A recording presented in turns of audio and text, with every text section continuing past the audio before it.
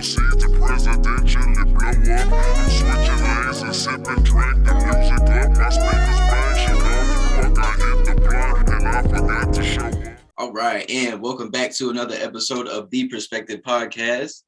I'll go by the name of Mardy Lee. This is my co-host Tevin right here. Tevin, what's good? How you feeling today, bro? Man, I'm good. Finals over, weekend about to start. I'm feeling good. Juneteenth is upon us. Officially, Juneteenth is a national holiday now. One time for everybody at Juneteenth. You know what it is. Perk has a gender reveal coming up this weekend. But I'm also sad because the NBA season is now officially over. NBA season is over. I don't know what I'm going to do. Baseball stinks. Hockey, I might watch it just because, you know what I'm saying? It's just something. It's something on, but baseball stinks. I can't sit there and watch baseball all day long. Like, can't tell you the last time I tuned in to a baseball game. Exactly. Like even like World Series stuff like that. I didn't even check in for that. I can't even tell you who won the last 3 World Series. Even if you put $1,000 in front of me, like I won't be able to do it. But all right, well, Astros got one. They cheated to get it, but they got it. I think didn't the Angels win? Angels stink, but I know Mike Trout, he's pretty good. I do know that. Otani good. Maybe they didn't win. Maybe he just won MVP or something like that. Yeah, I think the Dodgers snuck one in. Dodgers definitely got one. I do feel like, because I think that was the year they got Mookie Betts or something like that. Mookie Betts. They won with him. So we said last 3 years, right? Yeah. And I have no clue who won last year. That's a shame. I work at a sports goods store, and I don't know who won. We come from the sports industry, have no clue about anything about baseball at all. Oh, Braves won? Yeah, Really? Braves won last year because we couldn't find the merch. The Braves won last year. Ladies and gentlemen, one time for baseball. One time. So anyway, the finals is over. The NBA season is now officially over. The Warriors are once again back on top of the basketball mountain. Warriors closed out the Boston Celtics in 6 games. The Warriors are now officially a dynasty at this point. They've been at 8 championships. No, let me back up. They've won 4 championships out of 8 years. So I think 6, right? Who knows? Who knows? But the Warriors are officially a dynasty. I mean, they got 4 championships in a pretty short span. You know what I'm saying? For the most part. So, I was about to bury Jason Tatum early, but I'm not going to do that just yet. But first, let's just start with the Warriors. How are you feeling about the Warriors, and what are you taking away from this championship right here that they just captured? What I got was when we would look at it and break it down, they really was the same team from the other championship teams. We thought, but just because they didn't have Kevin Durant, we forgot how good they were before he got there. Like they had already won one before he got there. Now all of them was a little bit. Granted, everybody was a little younger. They probably had some more experienced and maybe even talented role players, but they was the same exact team with the same core, the same ball movement, the same shooters, same mismatch problems they present, pretty much same defense, same coach. Like they were the same exact team. So we shouldn't have been as surprised as we shouldn't have been as surprised that they did what they did. Granted, Clay was coming off them horrible injuries, so that's probably kind of why people was like on the iffy side with Golden State without KD. But apart from that, man, they the same team. You can tell that they have developed as far as individual basketball players. Like their skills have gone up. Like no matter how great the league has gotten over these past, I think it was 8 years, probably right, last 8 years, Golden State, the players individually have all developed their games to keep up with and even like surpass and excel the marks that they probably even set for themselves. Because or people said the limits people set him because like Steph has gotten stronger. He's become a even better ball handler. You can tell he's become more I think even more confident in his own game period. Clay, same way. He's not what he used to be, but I mean, come on, he's still deadly. He still can go off 30. Yeah. Draymond has somehow kept himself in a good enough shape to still be effective on both ends of the floor without scoring. Young Looney doing his thing, playing his role. They found a Jim and Poole, a guy from college who was pretty much just I'm a jacket up, I'm gonna get up these shots and whatever happened. But now they kind of, even though he's doing the same thing with Golden State, by far he's got the worst handles like on the team by far. They're the most he's the most loose with the basketball. There you go. That's what he's most loose. Yeah, he's gonna dribble it wide. He's gonna try to do 5 in and outs, cross behind the back, spins, all that. So, but his styles, it fits with them kind of, because they kind of need his looseness off the bench and his shooting. Like Wiggins has, I don't know if we can talk about him individually later, but I'm gonna give him his flowers now. Like he found his role. Yeah. Like Kevin Durant left, but they found a guy who came in and bought into the system. Like in Minnesota, they wanted him to be a number one. His personality and his talent probably can be a number one like option player, but his personality doesn't match that. So what they did was they gave him a role. They say, you come in, you play defense. We're not even worried about your offense. Give us all on your defense, and whatever you give us on offense, even though we know you can score, like that's just gonna be icing on top of the cake. That's just extra. So he came in, bought into his role, became one of the top perimeter defenders in the whole league, and he just did what they asked of him to do. So he bought in. He was probably the X factor apart from Steph, or why they won this championship. Yep. And they look like they're gonna be here to stay, because we forgot they ain't even played none of the young guys except Gary Payton and Poole. I'm the only. Well, Lewin young too, but he's been in the league for a while. But Payton and Poole the only younger. Payton old too, but Poole is the only young person they really play. All those other 3 lottery picks they got just sitting on the bench, and we developing. And we already I've seen flashes from Kuminga. I think he got all-star potential. Yeah. So him, Moody, I don't know too much what his ceiling is, but I think he's still he's an NBA player. So he's gonna be around for. He's a wing. Yeah. If you can score and if you can defend, he can play. Yeah, he's gonna be around for a while. And Wiseman, he got all the tools. We just gotta see if he can stay healthy so they can get it out of him. But kudos to Golden State on winning another ring without Kevin Durant helping y'all be impossible to beat. 4 chips. 4 chips in this short amount of span. It's really impressive. I believe it was 15. And it was well, they've just been winning championships. 4 chips in this short amount of time. Yeah. It's definitely impressive. Adding on to your point about what you said about Steph, how he's just worked on his body. If you go back and look at the finals from 19, whenever they lost to the Raptors, to present day, you see where he's definitely like built his body up. Like you say, he's more confident going to the rim. He's always been crafty. Him and Kyrie are by far the most skillful, smaller dudes that finish at the rim, no matter how they finish at the rim, without dunking and things of that nature, but just how they finish. Steph adding that mass to his body as he's able to finish like so much better, and he's just a whole lot more confident. Also, along with that, they changed out a lot of parts just over these years. It was Harrison Barnes, David West. Now it's Kevon Looney. Now it's Andrew Wiggins. You know what I'm saying? It's swapping out those pieces. Iguodala is still on this team, not in the same role, but more so as a mentor to the younger dudes, like you say, the Andrew Wiggins, the Looneys to an extent. He's really just been a really good coach. Well, he's essentially a coach. Like Right. He's really a player coach. He's what He's Haslam doing. wants to be. Oh, you right when I was about to say.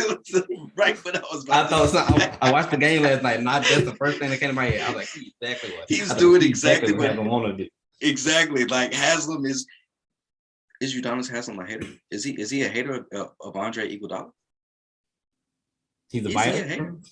Is he a biter? Is he a biter? Is he a hater? I think we just uncovered something here.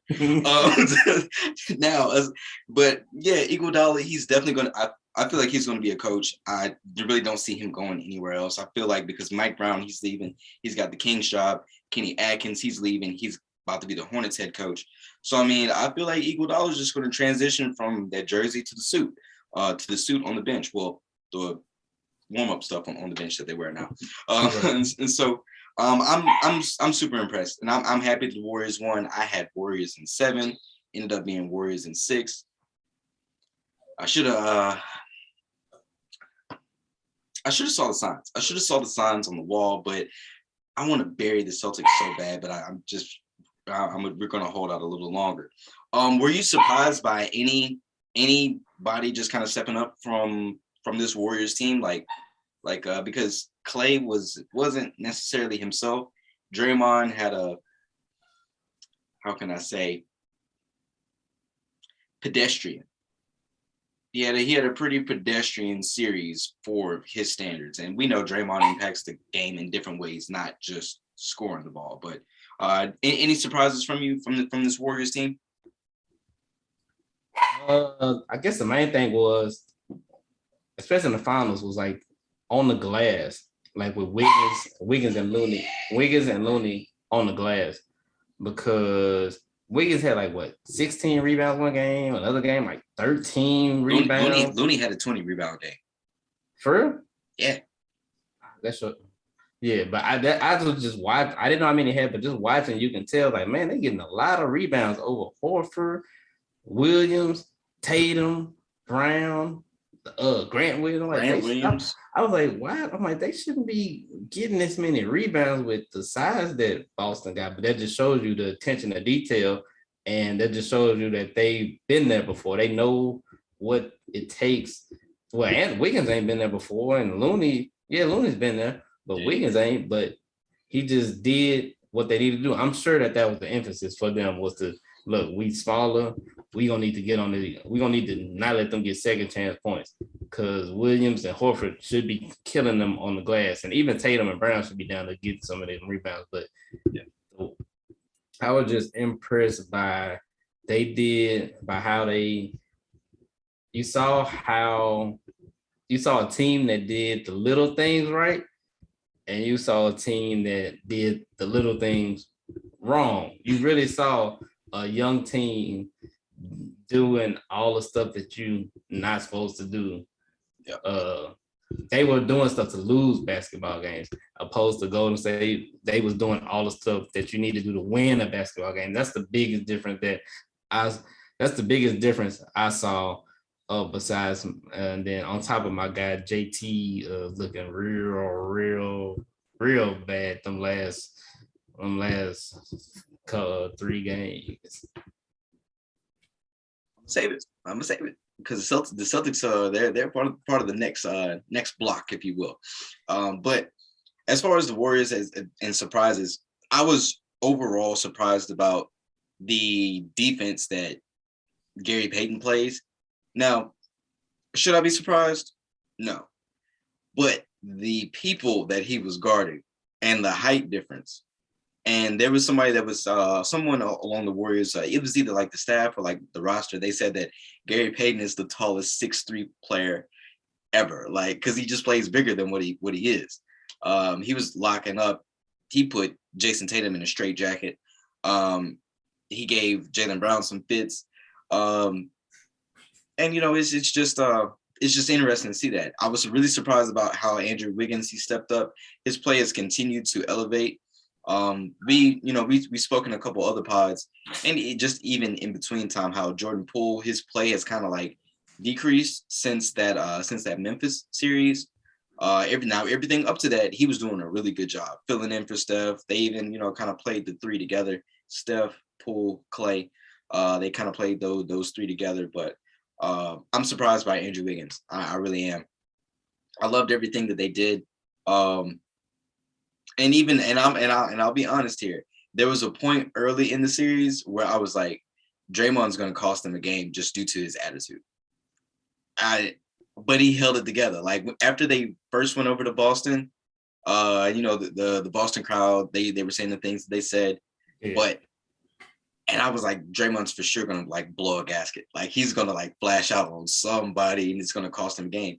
He held it together. So kudos to Draymond, teetering that line of aggressive and smart. You know what I mean? So he did a really good job with that.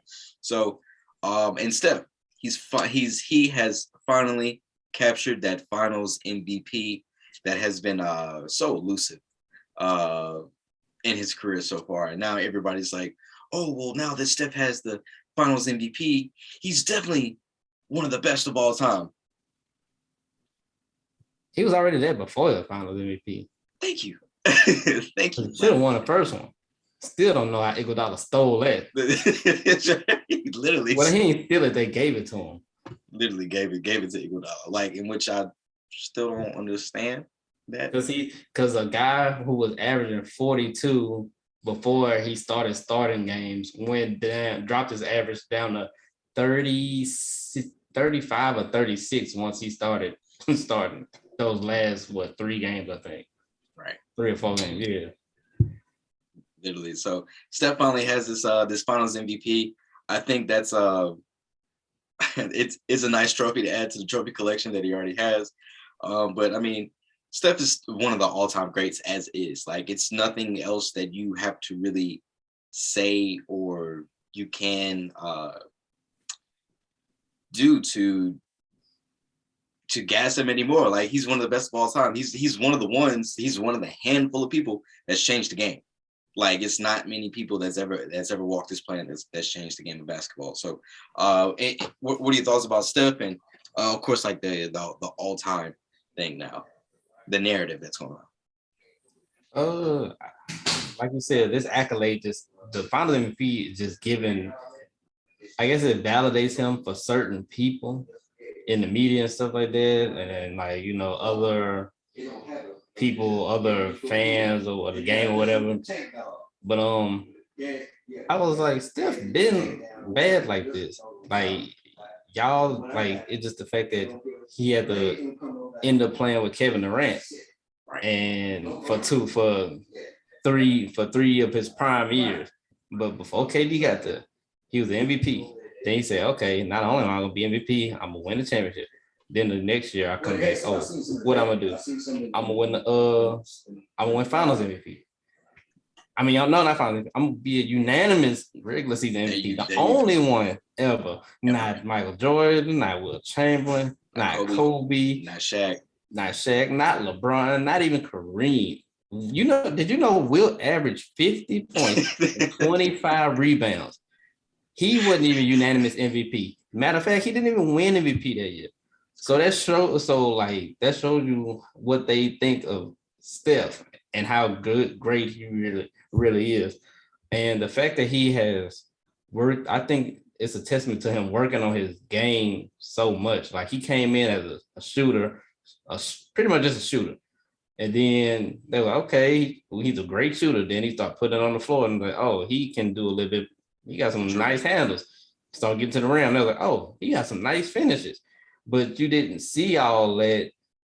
You didn't see the full package develop until later. Like he slowly started showing you, okay, once they started guarding him on 3-point line, then he started putting the ball on the floor. Once they started getting up to him, getting up in him while he was outside, he started going on the inside and start showing you all his finishes and stuff that he can do. And then people talk about his defense. Well, I mean, a lot of NBA players aren't great defenders. That's just because the offensive play, they so good offensively. Like it's hard to be a great defender. Like you got to be really elite at defense to be up there. But he put in the time to just, all right, I know I ain't great, but I'm gonna try my hardest. Yep. I'm gonna get these steals when I can get them. That's great defense. When I gotta guard somebody, I'm gonna try to move my feet. I'm gonna try to force them a certain way. I'm gonna I'm gonna put on some weight, try to get physical with him, and just use what I got. Use my hands to get all those strips and steals and stuff like that, and that helped the team. So and then his unselfishness, like he really set the tone for the rest of the team. Like they go, I don't care what nobody say, they go how Steph go. If Steph out there putting them shots up and them hitting them deep threes and the crowd's going crazy or your crowd's getting quiet, that just get Draymond, that just get him talking, that get him getting on people's nerves, that get Clay hype. He started just somehow finding energy to run around screens and get open and start shooting his threes. And he just changed everything.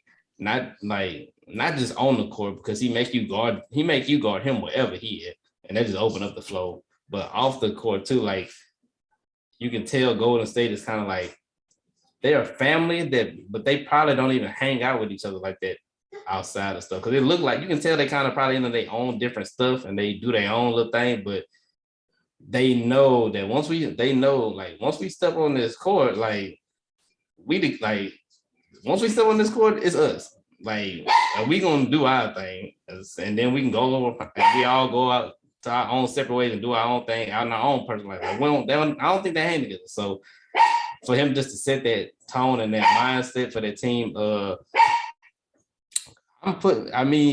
I got him in.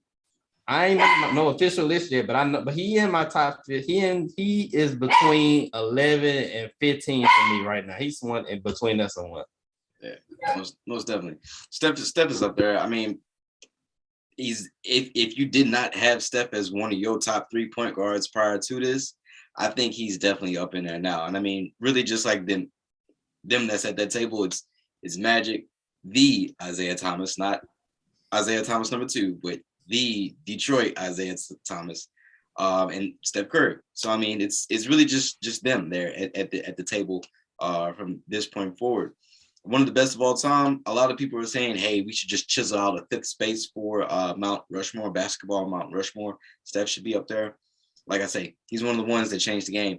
So I mean, he's up there for me. Like you say as well, I haven't made a list either, but Steph is up there. I also think that this is actually another start or another run, if you will, because they're, the Warriors, they're not old, but they have a really good veteran group, which is their core. Draymond, Clay, Steph. You might as well put Looney a part of their core as well, because he's been a part of pretty much every single championship run. To the point where you can just be like, hey, these dudes, they could do it again. They might have another 3-4 year window, because Steph is a shooter. It never goes away unless you have lower body injuries, like Klay Thompson has. That's why Klay has kind of lost his step just a bit. But aside from that, the Warriors, I think they still have another 3-4 year window. Now, will things and people change, and will some guys get moved out? I think so. You can definitely see from last year to this year that Draymond's lost a step or 2. But he plays defense, and he's their defensive signal caller. So I think this is their window has been extended a bit. What do you think about their championship window for years to come? Yeah, I mean the league's so good. It ain't gonna be easy, but they are so talented, and they have the skills to do it with their veteran. Their core vets still have the skills to get it done. Plus, they're gonna once they add that youth, that's gonna bring a different element of like Golden State. Because like we see them now, kind of relying a lot on the jump shot and like doing a lot of fundamentally sound things. But once they start adding that element of somebody getting out on a fast break, or just super athletic players being able to take somebody off the dribble and get to the rim, or when Wiseman comes back, like he's a real good post player. We haven't never seen Golden State really run an offense like set up around a guy. I mean, Durant to some extent, he will post up, he'll have his mid-range post ups and whatever, but not really run something off of a center that has a good low post skills, and also can pass the basketball, and even put it on the floor. Because I watched a lot of Wiseman. Like I wanted him to be the first pick in that draft. I think he's the most talented player out of all of them. Like total package with his size and his shooting and his athleticism. I was like, I don't mind him being the first pick in the draft. So once they combine that with what they already have, like plus like people like Poole and Wiggins might even get better because they still young. So we don't know what Golden State's potential really is. Like they can be another one or two championships can be in their near future. And all these other players that's waning out the league, they're trying to, get that last one, that last run. Golden State might stop them from doing it. Yeah, that's a fact. And Steph is now tied with Bron. Like, you know what I mean? For championships. And it's going to be interesting to see what exactly happens and how the totem pole is remembered. Because, I mean, we went from Kobe and Shaq to the Spurs. They had the Spurs one there is kind of like in between, kind of like sprinkled in the early 2000s. Then it was Kobe with the Kobe and Powell years. The Celtics won that one championship with the original Big Three, which a lot of people don't want to talk about. They were the original Big Three. Then Bron, the Heat era, and now the Warriors. So it's just going to be interesting to see how post Kobe, this is going to be remembered, because it's really going to be remembered. I personally think it's going to be remembered as like Bron versus Curry. So, and somehow KD gets lost in the mix. You know what I'm saying? But you had to be there. I guess. Right. For you to probably not even mention one of the 15 best players ever in a time span. I mean, he's gonna get mentioned, but he's not. If he don't win more or like get to more finals or something like that, he's not gonna be mentioned like how Kevin Durant, a talent player, is supposed to be mentioned just because of the dominance of LeBron and Steph. Yeah, that's a fact. On to the Celtics. I'm gonna let you go ahead and go first. This is Jason Tatum. He had an amazing playoff run. They swept Brooklyn. They got through Milwaukee, and they also got through the Miami Heat. I mean, the culture of the Miami Heat. if you what is the culture? They don't have no culture. They had LeBron and they had Dwayne Wade. And now they got culture. How? You had two of the greatest players of all time on the same team. On the same squad, literally. So Tatum's amazing playoff run ends here in the finals. He had a abysmal finals performance. Not efficient at all, but I'm a back off, and I'm gonna let you go ahead and isolate that one for yourself first. Yeah, I had Boston winning. I went with Boston in 6. I was looking real good after game 3. I was like, we gonna do it. What they gonna do? I'm gonna say they gonna do it. They gonna get this ring. Tatum gonna have his first, and we're gonna be a start of something new. But unfortunately, Boston, I'm not going to say Boston lost this finals because Golden State had to do what they had to do to win it, but Boston did not give themselves the best chance to win post game 3. Like, even though they won, I think they barely, like game 1, they shouldn't have won. Game 3, they had to fight and claw to win that game. But they gave game 5 away. And this game, they got up early. They probably started feeling themselves. And Golden State just, steadied the course. Housed them down, passed them up, and never looked back. I would say that we saw, not with just Tatum, but we saw flaws in the team got exposed, but I honestly feel like those flaws should not have stopped them from being able to win this championship. And the main thing was all those the turnovers. It was things that I feel like they could have controlled. The turnovers, the careless passes, the dribbling in the traffic, the dribbling, the over dribbling. I'm like, man, they were making young basketball mistakes. And I guess maybe the pressure of the moment kind of, influenced some of their decision making. So they felt like they had to do more than what they felt like they had to do more. So there was more dribbling, trying to attack with 3 people in the lane, trying to make passes that if you make the easy pass, somebody else can make that pass. You don't have to be the guy to make the pass. And I feel like they were trying to do that sometimes. Tatum and Brown, for the most part. Smart, he had an up and down. He had an up and down series because it was times where he looked real good and times he looked real bad. Really bad.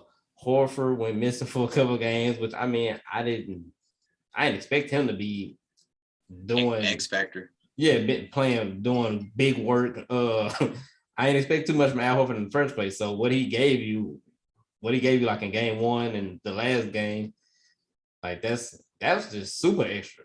Yeah. Big Rob did try to do what he did while he was kind of hobbled a little bit. Grant Williams, I don't understand why he didn't get minutes. Well, I think after like game 1, he got into a personal it's me against Draymond match. It's me against Draymond type of beef. And side note, Grant Williams, that's what he wanted you to do. Yeah, you watching the game, you saw his mind. Grant mind was on. I'm here to rough up Draymond. Like, no, you here to play basketball. Like we here to shoot these threes and and dunk this ball and win the game. But he had in his mind, I'm out here to show Draymond Green, I'm tougher. I'm a bully too. No, you first of all, you're not. Fake tough guy. So his game was off. Once Draymond got in his head, you seen it. Like last game, Draymond was all calm. The last couple of games, Draymond was calm. Like he was pretty much chilling, just hooping. But Grant was out there trying to do the most. He tried to do that the whole series. So Draymond knew he's like, yeah, I'm in his head already. Definitely. My boy Derek White had his one good game and he ain't have nothing left after that. Missing in action. My boy Pritchard, playoff P. I don't know what happened after game 3. Don't know what happened to him. Scrub.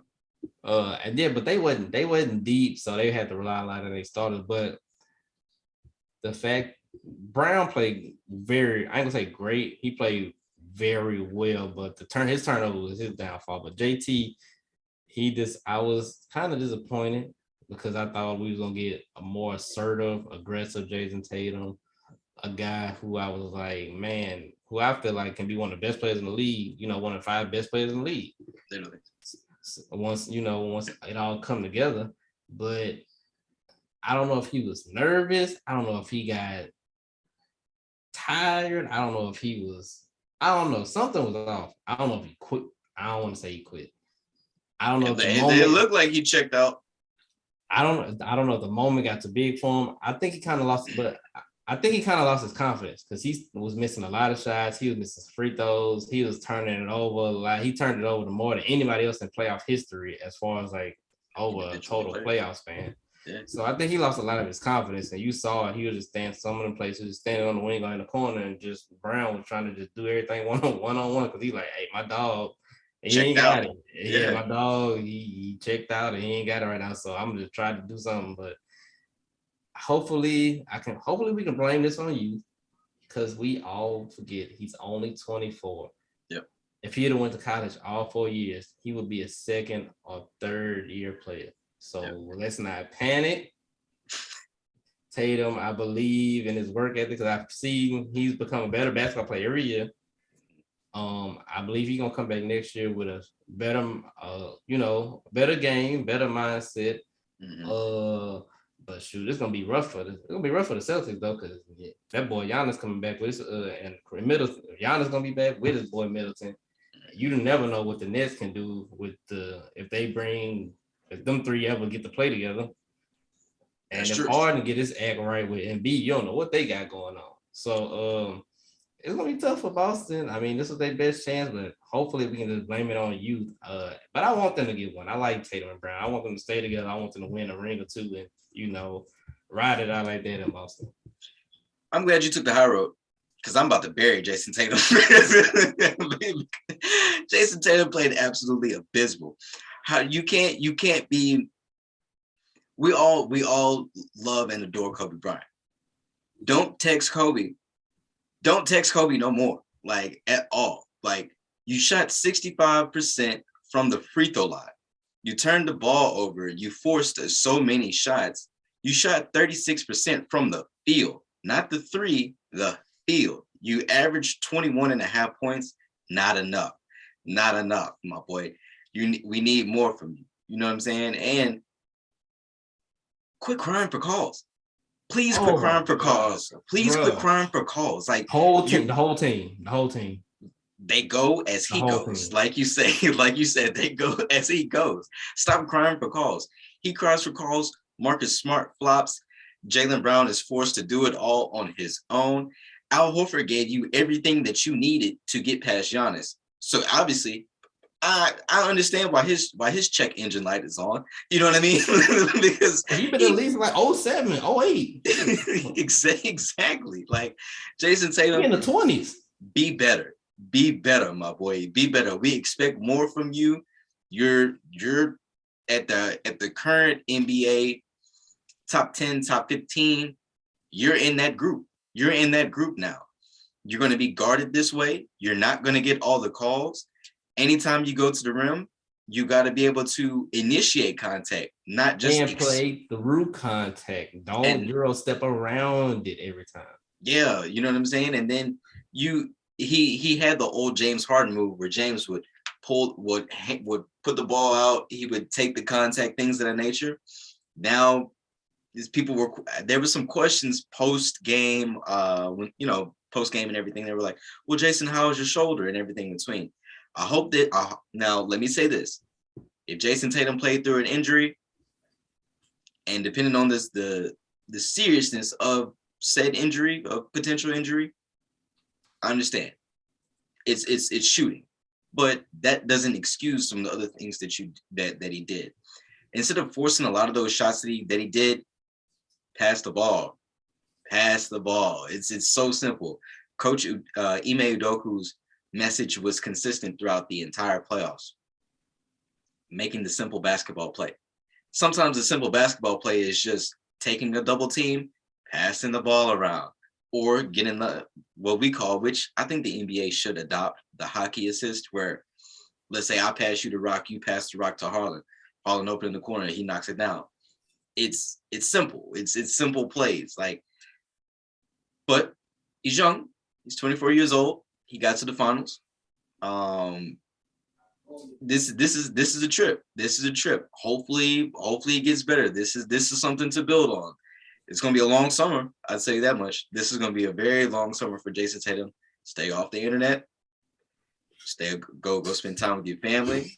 Go spend time, with your little one. Work on your game. Get healthy and get fresh legs. Because wasn't he? He was a part of the gold medal team, right? Yep. He ain't sat down, and I don't know. He ain't really sat down in a minute. So it's possible. It's possible he may be just kind of burnt out. But I mean, hey, in this particular series where we're talking about the NBA Finals, the championship, it looked, I would say, and especially in the second half of Game 6, I feel like he only took 4 shots, maybe. Maybe that's what it felt like. And that was abysmal. That's abysmal. If you're supposed to be him, and you're him on that team, you got to do more. You got to do more, at least to be able to get involved. Set some screens, pick and pop, pick and roll, do something. You got to be able to get others involved. Marcus Smart shot 43% from the field. Jason Brown shot 43% from the field. Marcus Smart shot 41% from 3. Now, I'll give Jason Tatum credit. He shot 45% from 3, but shot more threes then. Yeah, he should have shot more threes because obviously Andrew Wiggins put him in a complete straitjacket. And then Gary Payton II broke out the cuffs on him too. So, I mean, you can't sit there and let Gary Payton sit there and guard you like that. He had you in a straitjacket out on the wing. Wiggins shadowed him all over the floor. Now, whenever they put GP2 on him, take him to the block, take him to the post, initiate that contact, get those free throws going, get some rhythm, get some confidence. But I did see him do that one time, and it turned out kind of exactly how I felt like it was gonna turn out. Like he got paid in the post. This was last game. I can't remember. They got it to him. He got paid in the post. They threw it down to him. And Draymond, as soon as he gets Draymond, know he down there. So as soon as he get it, Draymond goes to the double. Guess what happened? Just guess what happened. Turnover, or he forced a shot. He throws the ball right at Draymond's hands because he's trying to get it back to him. Draymond, man, start cutting. So he catches it. Draymond comes super fast. He's like, oh, shoot, let me hurry up and throw it to the cutter. Draymond tips it, turnover. I was like, I knew that was going to happen before it even happened. I was like, the move he should have did was got it, spent, went baseline. Because you know the hell, like, you think they're going to leave you? You think Draymond Green going to leave you on the block with Gary Payton by yourself? Not ever. No, he's going to come. But even if he did come, if you want to make a pass, don't make it there because that's the pass he wants you to make. He wants you to make that quick pass. Either you fake it and wait, or you get it and dribble out, or get it and dribble out and pass it around, or you get it, spin, and go to the goal and try to finish. But I was like, as soon as he passed the ball down there, and I saw Draymond, I said, I know it's about to happen. Exactly how I thought it was going to happen. I was like, that's one of the little learning. That's one of the lessons he got to learn about, situations and stuff like that. And it's so. I feel like Jason Tatum thrives on the blocking on baseline. Like if you thrive on the blocking on the baseline, like use that to your advantage because, like you say, it's so many other. You got other shooters.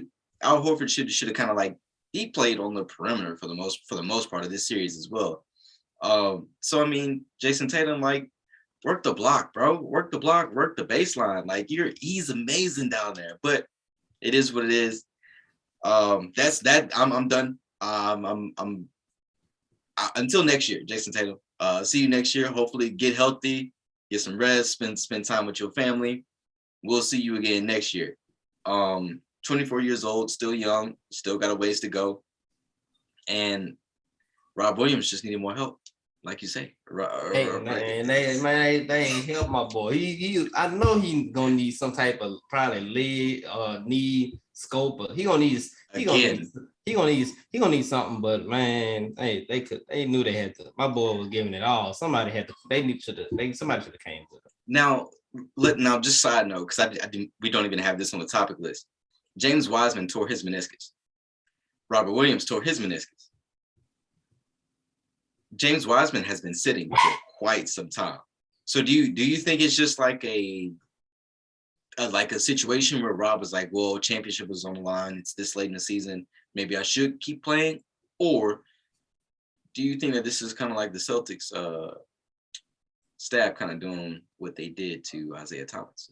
Well, number one, I think it's just how Rob made up. Like I think that's what he made up. Every time he get hurt, I think he wants to play. I think he want to play through it. Now they a little bit more cautious with him because they know he's very how can I say it? Not fragile, but he's more likely to get hurt than a regular player. Let's put it like that. So I think that's why he always want to play through it if you see him and see how he play. And also too, I think something that might be underlined that probably be in his head, well, in his own head. If you look at it from a business standpoint, Wiseman is a number one pick who has injuries versus a guy who I can't remember whether it was lottery or late first, wherever he was. He wasn't the top pick in the draft. So the likelihood of the number one pick getting another contract, even though they're injured and not playing, versus somebody who is playing but always get injured, like I think it's more likely Wiseman would get a second shot over Robert Williams just because on like that alone, and probably even potential wise, like Wiseman probably is can be the better gonna end up being the better player out of those two. So I think if you look at it like that, that's a reason for why he didn't play. But Wiseman said he could have played, but I think Golden State is also being extra cautious with him. Yep. Like, and then it's levels to meniscus injuries and blah blah blah and all that. But that's I think at the end of the day, that's just how Rob made. He wanna hoop. That's the vibe I get from him. He wanna be out there trying to hoop, no matter what. That's a fact. And so where you think the Celtics can improve as far as like roster construction going forward? If they can somehow find a way to get Chris Paul to come there and play for like $12 million, that would be perfect. They need a. You don't need a point guard. You just need a facilitator, of somebody who can facilitate like effectively, like what Tatum did in the first game. They should have did more than that. Like they should have kept doing more of that. Like he don't have to bring the ball up every time because what first game he had 13, 14 assists, something like that, something ridiculous. Yep. He don't got to bring it down the court every time, but once it gets in the half court, give it to him, let him dribble, get on top of the key and let him, run the offense through him, kind of like a LeBron, kind of like sometimes with Giannis or sometimes with some of the other bigger guards. Like let him run the offense. He's capable of making a pass. He just got to get more comfortable doing it. So you don't necessarily need a point guard. You just need a playmaker and a facilitator. So they can keep that same thing and that same core, just change up some of how they play. But they're gonna have to get a backup big. They gotta find somebody that can score the ball off the bench on the wing. Because you take out Brown and Tatum, you relying on Neesmith, who probably played 3 minutes a game. And Peyton Pritchard. Yeah, Peyton Pritchard. I don't know what happened to Josh Richardson. Wasn't he on that team? Or did he get traded? He is, for some reason I want to say that he's with the Mavs. Like I want to say that he got traded with Schroeder, didn't he? Yeah. So he's actually with the Rockets. That's where it's at. Mm-hmm. Yeah, but that's the two main things I see. They need another wing player off the bench who can score, and get somebody else on that front line, somebody with some size that when Rob comes out, because I don't know how long Al got left, but that when Rob come out, you still got some size, because Grant played well this season. And I think he can only improve, because I hated him coming out of Tennessee. I hated Grant Williams. My partner Kel, you always be like, bro, he do some good things out there. You just gotta watch him. And then I watched him, and then he started shooting threes. And I was like, okay, you can put him out there and be confident that he can give you a good 15 to 20 minutes, and not cause your team, not be a negative.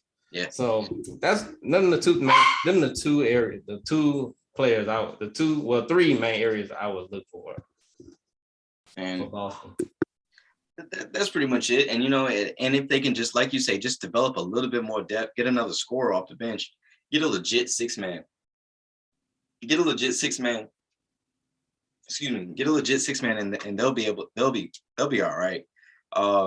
They need to be able to get somebody else that can really kind of back up Al Horford, along with Robert Williams, because I think in the coming years, with Al Horford being up in age as he is, that role actually might flip-flop that. Like Robert Williams may be starting I would say, if not next year, then maybe the year after that. Because to be honest with you, I see Al Horford retiring as a Celtic. Like I don't see him going anywhere else, to be honest with you. But they do need somebody else. I'm sitting here looking at basketballreference.com, and the C's, they realistically, they only played eight people. Right. Off the bench, it was Robert Williams, Grant Williams, and Peyton Pritchard. And if you noticed in Game 6, Coach Udoka had Peyton Pritchard out there in the first half, maybe even the first quarter. Didn't see him again. Did not see him anymore. Right. didn't see him again. So hopefully the Celtics, they can find somebody else that can kind of fill that space, if you will. And it's a handful of free agents this summer that are unrestricted player options and restricted free agents that they could go after and maybe be able to kind of plug those spots there. So as we go ahead and wrap up the finals here, the last topic that I really do have here is stars versus leaders. what is the difference between a leader and what is the difference in between a star? Difference. I would say stars have all the skill. A star would have all the skill that's needed to be, to excel at playing basketball, to be a great basketball player. But a leader is someone who you can look to when everything ain't going wrong. You can look to this person because of the guidance that they're gonna give you, because of they're looking at the team as a total, as a whole. Like a leader knows where the weaknesses of the team is. They know what the strengths of the team is. They know the weaknesses and strengths of themselves. Yep. They are looking at it as a whole, and they're looking at the end game, not just like right now. They have the ability to pull stuff out of people that motivate or push. They know how to put buttons to push to get what out of each player. They know they set a standard. Yeah, they do. For themselves as well as everybody else. If you saying something but you ain't doing it, then and being in a management position, you know what's gonna happen. They just gonna start doing what you're doing. Oh, he said do this, but he don't do it. Well, I'm gonna do what he do. And then if he say something, then I'm just telling him, I'm just doing what you're doing. Then what's the answer for that? So, but I think it also takes time to become a leader. You just don't, bam, I'm a leader. Like there's some type of learning that has to go on. Whether some people learn faster than others. Thanks. But there's gonna be something that's going to challenge you, and it depends on like how you respond to that, whether or not you're ready to be that leader in that situation. Like that's like we can go back to, I would say, like when Kobe turned into a leader was like around like when Powell came, pretty much like you saw his attitude change. Like it wasn't more about me, it was more about us. Yeah. Like at the beginning it was about me. He was like, yeah, I want to win, but I want to be the reason why we gonna win. I want y'all to know it's because of me. Numbers. But then as he got older and saw like, man, once Shaq left, he was like, bro, we suck. He was like, I'm trying to get something out of these guys. I'm trying to will them to win, but I can only will them to the 7th seed. So then once he got a better player and Powell and like Odom, once he got them to come with him, he was like, okay, his attitude changed. It was more about what do we need to do in order to be successful. Like I know what I can do. I know what I'm good at. I know where I'm strong at. I know where I'm weak at. But I need to figure out y'all. So in order for us to be good, and for like if we are good, that validates me. I'm already validated, but I want us to be good so we can achieve the goal that we're trying to get. And that's the main thing about, I think the main thing between those two is just that the leader has that ability to bring everybody together. Overcome, to bring them together, but also they know how to overcome adverse situations. Like they know how to execute in adverse situations. So that's all I got. And I asked that because I think in the finals as well, it was evident that you can kind of tell, like the Warriors core, those are their leaders. And like I said, you include Iguodala. You saw Iguodala pull. He was pissed. He would be pissed at Andrew Wiggins at certain points on the floor, and he'd be like, "Yo, like, come holler at me real quick." You know what I mean? And it would be from the bench, from the sideline, whatever the case may be. He would say, "X, Y, Z, you should blah blah blah be here when this happens." Things of that nature, right? And you saw the instant turnaround, or the instant gratification, or the instant what's the word that I'm looking for? The instant correction, if you will. Yeah. So things of that nature. I think the Celtics, they're kind of missing that a little bit. And even on other teams, like Jimmy Butler is obviously their leader. You can look at the Heat as well. Well, the Heat with Jimmy Butler and also with the Heat, you can tell PJ Tucker is one of their leaders on that team. Other teams as well, just kind of going back in the past. Chris Paul is one of their leaders. Now, you can take that with a grain of salt, however that goes. However that goes, even with my squad, the Bulls, I think we're missing a leader, to be honest with you.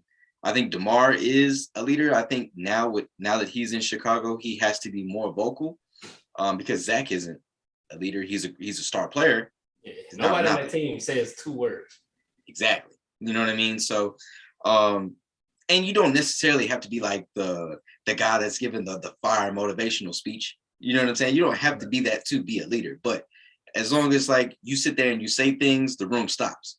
You know what I mean? Yeah. That's the mark of a leader. That's the sign of that. And also in the NBA, a lot of OGs are getting pushed out of the league because of roster construction, younger talent, things of that nature. Like, I think Draymond took a lot from David West. Like personally, I think that he listened to David West because David West was a part of those Hornets teams down with Chris Paul down in New Orleans that were successful. So, yeah. Of course, David West, and even whenever he was in Indiana, David West, he was a part of some important. He was a part of important teams. Real good basketball team. Exactly. So he earned his leadership stripes throughout the years. So that was just my opinion. I wanted your take on that one as well. So, and then as we go ahead and we're on the back end of the show here, we are officially in the off season. With the off season here, trade season is upon us, and it was actually kicked off by the Mavericks. The Mavs actually traded for Christian Wood of the Houston Rockets. So they gave Luka a little bit of help, but just before we actually just get into trade season and who is tradable, we got some free agent lists here, and you got that unrestricted list over there, right? Yeah, I got it. All right, go ahead and call up those unrestricted free agents that are marquee guys here. Oh, we got Zach LaVine, we got Jalen Brunson, we got Jonas Valanciunas, Mitchell Robinson, and Gary Payton II for our top unrestricted free agents. So that is unrestricted. The player option free agents this summer, we got Bradley Beal, John Wall, James Harden, Kyrie Irving, and Russell Westbrook. There's a little bit of chatter about James Harden saying that he is going to sign an extension with the Sixers, but it's not going to be a long-term deal. A lot of sites and sources, if you will, they're saying it's going to be a short-term deal. So that's kind of interesting to see what exactly James does with Philly. And as far as the restricted free agents, what we got? Well, we only got 2 really. Well, the 2 main ones is probably number 1 is definitely Ayton. See what they're gonna do with him, and then also we got Miles Bridges from the Hornets. Yeah, Miles actually turned down. The Hornets offered him a contract earlier in the season. They offered him $60 million. He turned it down. Yeah, it was like 4 for $60, wasn't it? Yeah, and he outplayed. Yeah. So I mean, it's he getting close to 100. Yeah, Miles gonna get paid. So. As we move over in the trade season, this is a quality pool of free agents. Now, is it the LeBron James? Is it the Kevin Durant? Is it those guys? No, but these are some dudes that make a difference on teams. These are definitely a whole bunch of guys that make differences on teams. And as trade season is upon us as well, John Wall, John Collins. It's a lot of John Collins talk out there. Spider Mitchell. I think the Spider thing came out after we wrapped up the conference finals, whenever it was like, hey, the Knicks and the Heat are really like pursuing. Yeah. So that was something.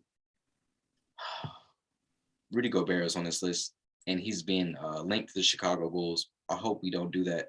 I hope we really do not do that. It would benefit us. Sound about right. Sound like a Chicago Bulls type move. It definitely does. I thought we were past this with the new regime, but evidently not.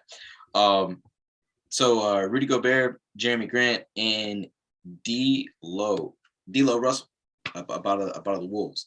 That's something that's come about as of late because evidently he's fallen out of favor with like the coaching staff and the front office. So, but that's going to be interesting because Karl Anthony Towns, That's like, his boy, ain't it? Yeah, that's his man's, and so that's going to be interesting to see what they do with D'Lo and how Karl reacts to that. But I guess it's not enough basketball to go around in Minnesota, but evidently it's enough basketball to go around in other places. But any thoughts about trade season or any of the top free agents or where they could land? Any speculation on your side? Well, I read something. I saw that they said that the Bulls are gonna offer Levine a max. I think I saw that somewhere. I saw Mitchell. He was involved in a couple potential trades. He was involved in. I want to say maybe just an Indiana swap with Miles Turner, and I forgot the other team that he was linked to. Who else I on this list? Bradley Beal, they've been talking about him forever, so I really don't know what the situation is, because now he says winning is important, and you're not gonna win nothing in Washington at all, especially with Trez doing what he's doing, especially with what he got going on in the offseason. Crazy. He's listening to way too much ESTG. Like, I don't know what he got going on. Wild. No, I'm not gonna go on no trades. The bag food for thought, when the bag's in your hand, don't drop it. When you have the bag, when you have it in your hand, don't let it go. Dumb stuff, like, bro. Dumb stuff. You don't have to be doing that. You don't. You got premium. You got Kobe. Just say you got a steak. This is Kobe beef steak on your plate. Why are you reaching for the Texas Roadhouse pulled pork? Yeah. You looking for pulled pork when you got Kobe beef right here on your plate. But yeah, don't drop the bag when you got it in your hand, people. Thanks. Who else I'm about to start getting on people now. He done made me mad. John Wall, you might need to retire because we don't know what's your game like after 4 years of sitting on the bench. Literally. Harden, you need to get it together. You was out of shape. Him and Embiid can't win a championship if he get his act together by him. If he just get right, they can win a championship. Literally. Who else we got on this list? Kyrie, stay where you at. Hopefully Ben comes back and it's all is well. I want to see this squad. Ben had his back procedure, and evidently it went really well. So he's, I think they said July 10th, July 8th, he's supposed to be able to like still on basketball activities. Okay, because he need to be playing a couple of preseason games. I want to see them together. I want to see those three play together so it can be real interesting. Russ, you're gonna have to change. You might need to come off the bench, buddy. You can still do Russ stuff, but you just can't do it while LeBron on the court because they play exactly the same. Unless one of them gonna change the game. Aiden, Phoenix will be. Aiden is the most is interesting because he's so young. We see the potential, especially offensively. Defensively, he has work. Yeah, he needs work, but I think maybe just because he's tall, I overrate him as a defender right now. Yeah. So he needs some work defensively. But the Suns, they gonna have to make that decision. Like, do we go? Are we gonna build around Booker and Ayton and Bridges? Are we gonna put 40 million in the Booker? Are we gonna put 35, 40 million in the Ayton? Are we gonna put the 25, 30 million in Bridges? Like, are they gonna be our three core guys for the future? Like, for the near future? Like, that's the decision they gotta make. But I've heard that their owner isn't the sharpest tool in the shed. So they might be back. So I wouldn't be surprised if Phoenix is back to mediocrity and within like 2 or 3 years, and Devin Booker is like, what the heck just happened? Mhm. And he looking for a way out. John Collins, go ahead and get traded back to the team that was supposed to draft you. Don't like, come on, bro. Like, we were so bad in that draft. Spider, Yeah. go where you want to go. Leave Rudy behind. Y'all know y'all don't like each other, or y'all know they know they don't play well with each other. I don't know if they don't like each other, but they know they're not a good. They don't get them. They're not a good tandem. Like They don't hit get their along. ceiling. They hit their ceiling. Yeah. So one of them got to go for sure. Facts. So one of them gonna need to make a decision. And D'Lo Russell. I mean that actually may be the point guard that the Celtics may need. Who? You don't have to. You never know. Who? D'Lo. He don't have to go over there and score 20. He don't have to go over there and score 20. But that's what he's gonna try to do. That's what he does everywhere. You know that, right? No matter who on the team, didn't he play with Kobe Bryant? He was a part of Kobe's last. And he tried to lead the team in scoring. So I don't no. He needs to be on the team. He needs to be on the Knicks. He needs to be on the what's another team? He needs to be on the Knicks. He needs to be on the not the Thunder. What's another team that's kind of bad? He might need to start over in Utah. I heard they say Utah's a nice place.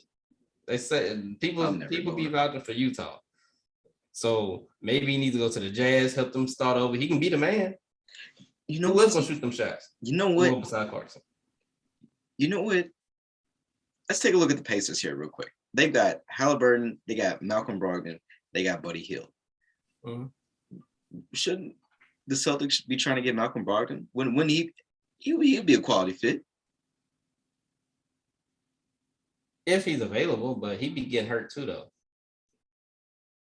Yeah, that's an individual thing. That's an individual thing. So I mean, he gonna have to work his way. He's going to have to work his way. But I mean, I think that would be a good piece. Any team could use a Malcolm Brogdon. Like a team that the Lakers definitely would. Boy, they would trade Russell with so fast for Malcolm Brogdon. But I think I ran through the list. I think I touched on kind of everybody. Jonas, he's in New Orleans, right? Yeah. They definitely need him back. They need him back. Look, and I'll say this here real quick. Zion, Jonas, Brandon Ingram, Jackson Hayes. The Pelicans, they should be able to lead the league in rebounds next year. They should be able to lead the league in rebounding next year. Like that's just my personal opinion. But go ahead. The only thing that concerns me about that one is how do the Pelicans do they want to play fast or do they want to play slow? Because Jonas is gonna slow them down, and they got a lot of young legs, so that's gonna be something they're gonna have to look into. Because Jackson not no poster big either, right? So, and do they want to pay him what he probably can garner on the market? Because Valanciunas been averaging like 15 and 13 for the last like 3-4 years. Mm-hmm. He gonna demand a nice little payday, and I don't know if New Orleans they gotta pay. They gonna have to pay Zion if he come back and show them anything. They gotta throw the bag at him. So, and he's actually up for his rookie extension, which is like $185 million. Right. So, but that's bottom dollar, and if he gets top dollar, it can only go up with those incentives. Like All-Star team, All NBA team, things of that nature. So that's a tough one. And then, I'm touching on all of them. So the last one, Jalen Brunson. I don't think he'll be back in Dallas. I don't think they're gonna spend that money to keep him, because he's gonna be asking he's gonna be around that $30 million a year range. And man, that's a lot for a guy, for somebody that at best ain't not even he's not an all-star, he's a very good player, but if Jalen Brunson not on your roster and you have somebody else, I mean, I think you can make it work. But somebody gonna I give think so too. Somebody's gonna pay him. one of them teams with no point guard gonna probably offer him more money, and I think he probably take it because I think he deserves it, honestly. He worked for it. Yeah. So yeah, that's all I got for all the free agents and trade stuff. As far as the name that really just absolutely just jumps out to me is John Collins in particular. I wouldn't be mad at it if us in Chicago, if we made some type of move for John Collins. Now, y'all can't have. He will be a Portland Trailblazer. He will be where he was supposed to be in the first place. Sorry, y'all saw my setup. Knock my camera down. I got in a kind of passion. I got passion there. Or I mean, I always said in the same breath, in the same draft where we drafted Wendell Carter, I was a big Miles Bridges advocate. I felt like we should have took Miles at that particular point in time. Miles is undersized for a 4, but super athletic, plays above the rim. I love Miles. I love Miles Bridges, to be honest with you. So will we pay him and Zach in the same summer?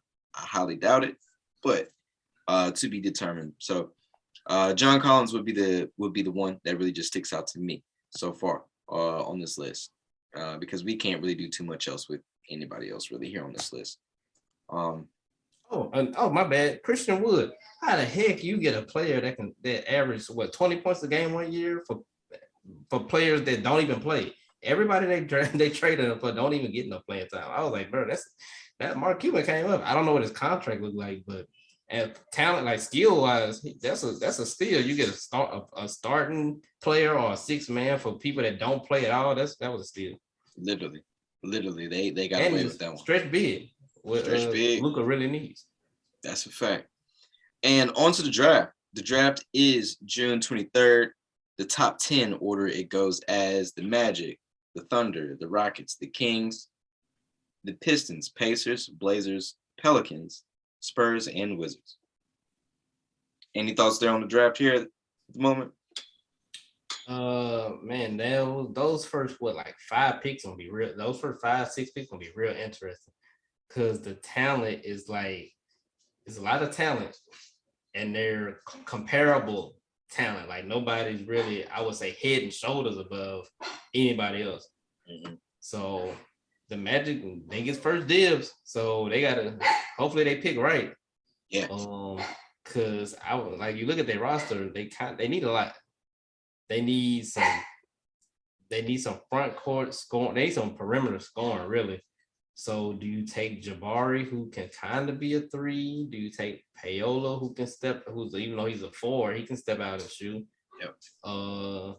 Do you surprise people and take one of the point guards? I don't know how they really feel about Cole Anthony. Yeah, it's like 5 or 6 players that I wouldn't be shocked if they the number 1 pick. Although, I would say Banchero is probably the most NBA ready as far as body type, as far as skill. I would say he probably number 1, and after that I would go to Jabari and Ivy, the point guard. Yeah, for Purdue. And then also the sleeper is the guy, I think Sharp from Kentucky, the one that didn't play. Yeah, he didn't get no pizza. He was hurt or something like that. People say he be ineligible. Yeah, something like that, but they say he put in work. They say if he would have played, that was for sure, probably top 5. So he's gonna be interesting because he's still in there. But I think we're gonna get a nice new influx of talent this year. And these teams, all of them, even though they got high draft picks, if you look at their roster on paper, they are talented. The Magic, they got if John Isaac comes back from that injury, I don't know how good he can be. I like him as a basketball player. They got him. They got I call that Cole. As a basketball player. Mm-hmm. They got Cole. You caught that, huh? They got Cole. I think they got both. They got one of those other tall kids too. Is it Bobo? I think he on the roster too. And Mo Bamba is actually going to be a free agent as well. It's one of Mo Bamba. That's who they got. I knew. And Gary Harris is a free agent this year too. I forgot to put him on the list. All right, and he's coming up. You didn't forget. You were. No disrespect to Gary Harris, but he's where he belongs. I ain't seen nothing since Michigan State. I had high hopes for him too. Okay, see, they got Shea, they got Shea who Dana is like a what? He's probably all NBA third team guard. They got him. Don't know what's gonna happen with that. They got the other Giddy. They got Giddy. Mm-hmm. So they got those two that they can build around. I think that's where Chet is going to end up going. Chet Holmgren, even though I'm not sold on him, I think he's going to go to the Thunder.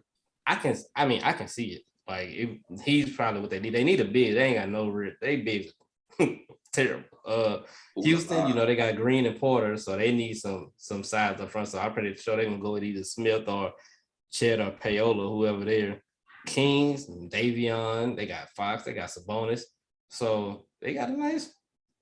That's a nice three, and you add somebody else to that. You add another wing or a guy with some size to that, or shoot, who knows? You add another guard and just go super strong with two guards, and then bring Davion off the bench and let him play his 25-30 minutes with just defense and energy. Yep. It's a spot for you in the league if you do that. Right, and then the Pistons, well, they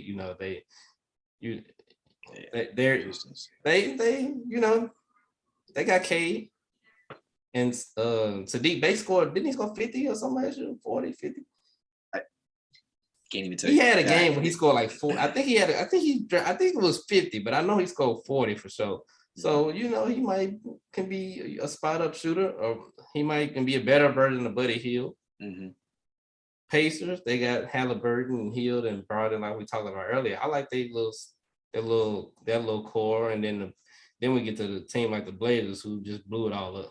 So and we might be starting over from scratch. So this is one of the first drafts I feel like in a couple of years that I'm going to actually sit and watch, like to see where those lottery picks go and how that shapes up and what trades might happen or what.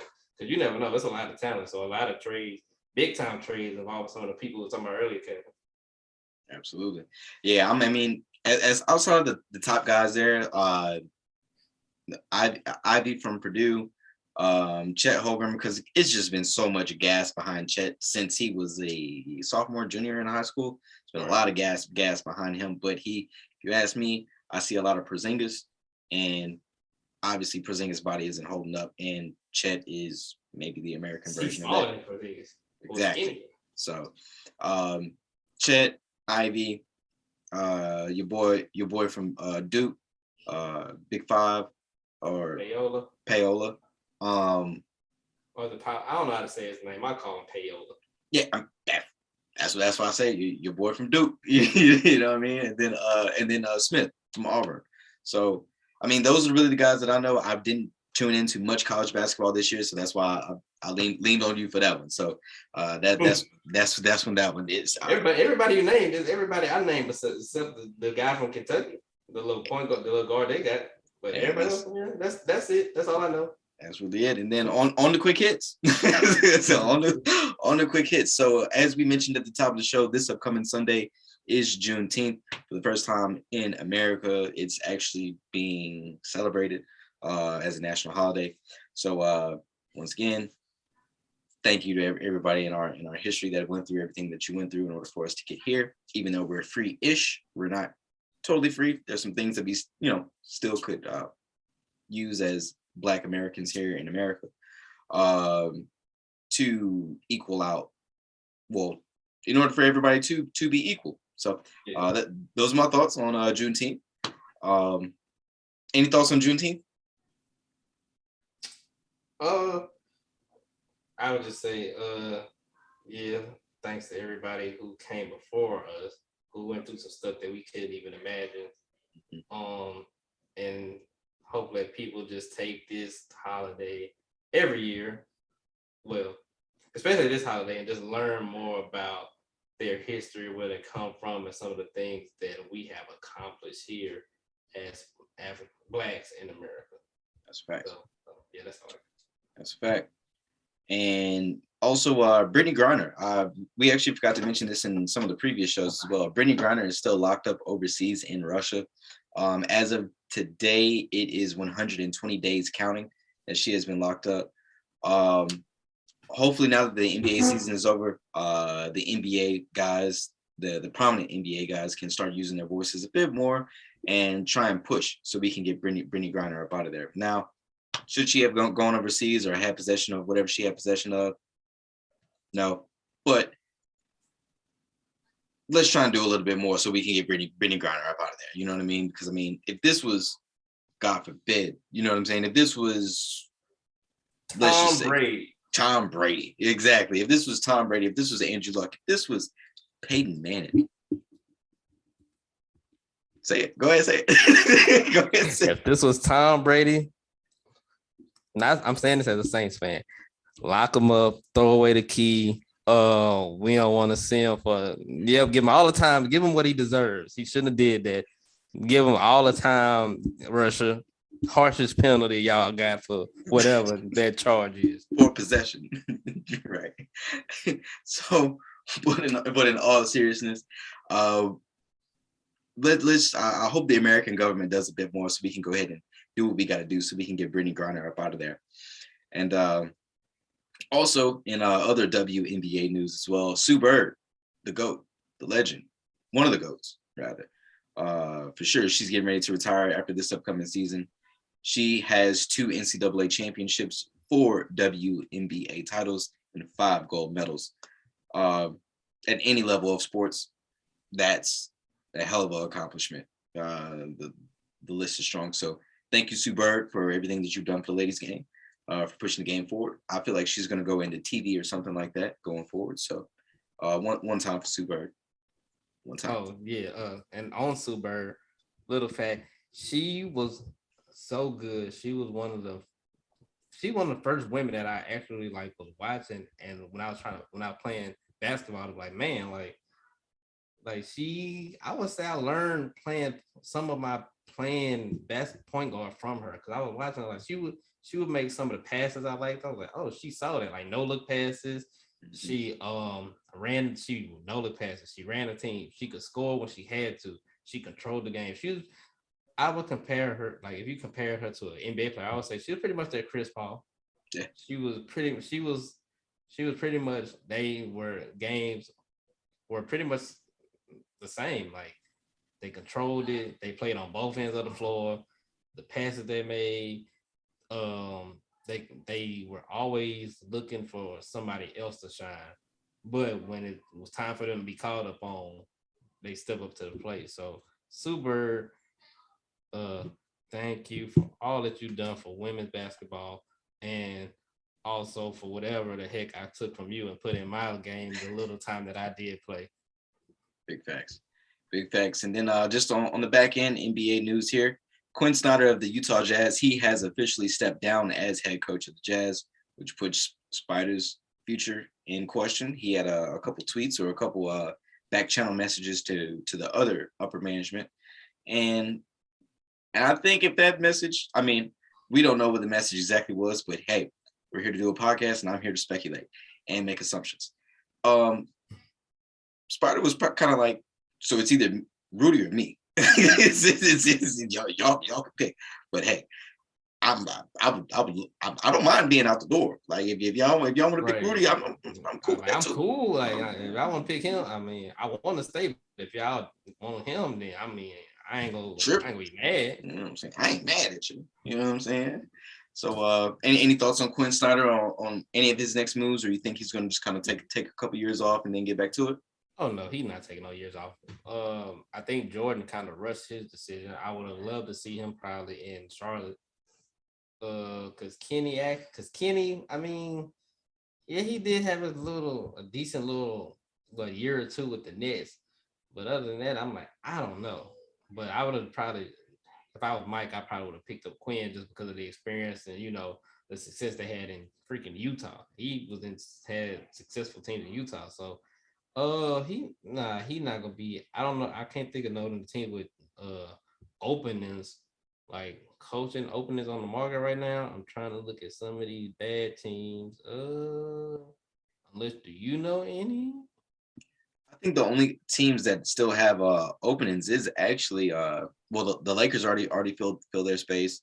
I think who's getting D'Antoni interview with he did the He was Hornets interview. with the Hornets. Yeah, he was with the Hornets as well. Oh man, I can't think of no teams with no openers, but whoever got an opening, he gonna probably be the first person they call. And I think he gonna, take one of them openers. Absolutely. So, yeah, I mean, Utah, time to just time to start over. Pack it up. You're back to those pre-Malone and Stockton days, which I don't think probably was too good for him. Well, I mean, they should still give that name back to New Orleans, but that's neither here nor there. The Lakers also found that Lakers got a head coach. They hired Darvin Ham, former player of the Pistons. He's also bringing in Rasheed Wallace, so that's going to be an interesting locker room. You've got Rasheed, you've got Russ, you've got Bron, you've got AD. That's going to be a very, very interesting locker room. Got Dwight playing around. Yeah, that's going to be interesting. I would just love to be a fly on the wall to hear what Rasheed Wallace has to say directly to Anthony Davis. So, but this is about Darvin Ham. Shout out to Darvin Ham getting that gig. Hopefully it's a lot of pressure with that job too. These are the Lakers we're talking about. I figured Quinn Snyder would have went. I figured the Lakers would have ended up with Quinn Snyder, but how they handled that whole Frank Vogel thing, that was nasty. So I understand why he turned the Lakers job down. Yeah. I mean, I like the hire because, I like I don't know about Darvin as a coach, but I like what I heard from him at the press conference. I mean, that's all I can go off of, is that he sounds like a guy who is going to hold people accountable. Mm-hmm. Something that a lot of coaches honestly are afraid to do with certain players of certain stature, especially because if he got to hold LeBron accountable. Yeah. For whatever, no matter how old, he's still gonna have to. That's the number one person. You hold him accountable, then everybody else got to follow in line. So whatever he holds LeBron accountable for, that's what that's gonna set the standard for everybody else. So if he's not getting on LeBron for turnovers, he better not be getting on Russ for turnovers. If he's not getting on LeBron for not playing defense, he better not say a word to AD. So, but he sounds like a guy. I'm gonna emphasize it. Sounds like a guy that's going to hold them accountable for their mishaps. And I believe that's one of the main things they were missing last year is Frankie V. Well, if you call your coach Frankie V, then that's already it. Just call him Frank. When you're on a first name basis with your coach, then that ain't too good. That's usually not too good. So I think they wouldn't hold certain play. I don't think they were holding them accountable at all times. There needs to be a level of every game. This is what I expect from you at bare minimum. This is what I expect. And if you don't reach those expectations, you need to come over here and sit with me, or either you're gonna get your act together and do what's required. You're gonna be sitting over here with me on this bench, or you're gonna be out there on the job market. So it's only three things. There's gonna be one of them three, and I think that's what they're missing last year. Darvin, again, I'll say that sounds like what he said he's gonna do. He told Rush, "Hey, we had this conversation. He gonna about buying into what we got for the team. Hopefully, he had that same conversation with everybody, and not just Russ, because he's not the only guy on the team. That one guy don't make a team. So hopefully he has that with everybody. But I'm just glad to see the Lakers finally, going back to giving another black coach a chance. They've only had probably three since before Pat Riley, since Magic Johnson. They had they had Magic for a couple games. They had Byron Scott for a little while. They had your boy Mike Brown for a year or two, and now we're back. Now we're with Darvin Ham. Yep. And that's also a good look on the NBA because that hire makes half of the coaching jobs be filled with black coaches.